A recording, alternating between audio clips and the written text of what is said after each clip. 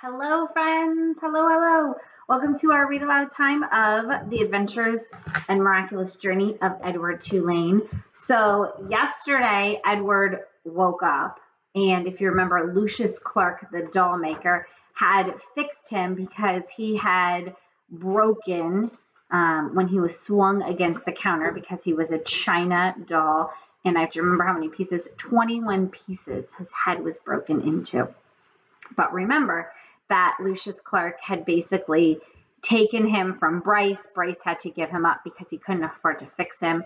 So he now belongs to Lucius Clark. So we are going to find out what happens in our next chapter, chapter 24. Ooh, it looks like Bryce might be coming back. Let's see what happens. And so Edward Tulane was mended, put together again, cleaned and polished, dressed in an elegant suit and placed on a high shelf for display.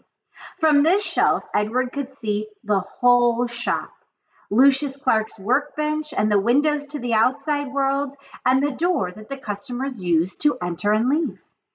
From this shelf, Edward saw Bryce open the door one day and stand in the threshold. That's the door frame. The silver harmonica in his left hand flashing brilliantly in the sunlight flooding in through the windows. "Young sir," said Lucius, "I'm afraid that we have made a deal." "Can't I see him?" asked Bryce.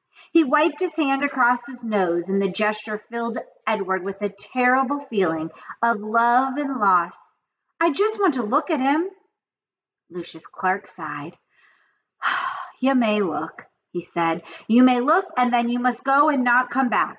I cannot have you in my shop every day mooning over what you have lost." "Yes, sir," said Bryce. Lucius sighed again. He got up from his workbench and went to Edward's shelf and picked him up and held him so that Bryce could see him.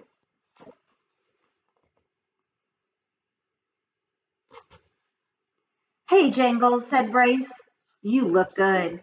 The last time I seen you, you looked terrible. Your head was busted in and—" "He is put together again," said Lucius, "as I promised you he would be."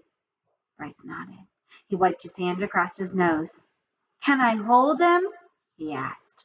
"No," said Lucius. Bryce nodded again. "Tell him goodbye," said Lucius Clark. "He is repaired. He has been saved. Now you must tell him goodbye." "Goodbye," said Bryce. "Don't go," thought Edward. "I won't be able to bear it if you go." "And now you must leave," said Lucius Clark. "Yes, sir," said Bryce. And he stood without moving, looking at Edward. "Go," said Lucius Clark. "Go." "Please," thought Edward, "don't." Bryce turned. He walked through the door of the doll mender's shop. The door closed. The bell tinkled. And Edward was alone again. But guess what? More is going to happen because we're not done with this journey yet. I can't wait to see what happens on the next part of his journey. I will see you later for another read aloud. Remember, be kind, smile, and have a good day.